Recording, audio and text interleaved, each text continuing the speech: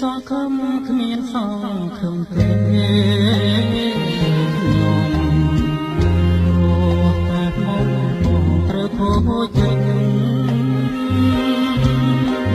អូមានក្តីអាណិត